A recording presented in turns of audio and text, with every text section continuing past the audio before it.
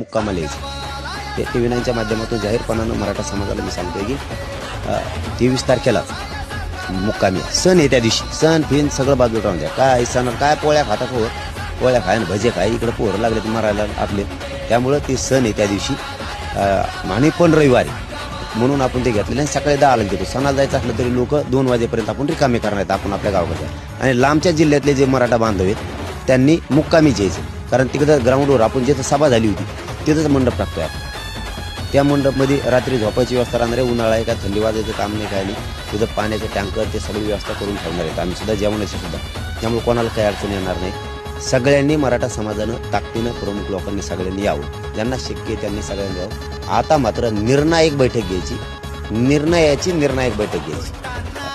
मराठा समाजाची पुढची दिशा काय, कारण त्यांची दिशा त्यांनी ठरवली.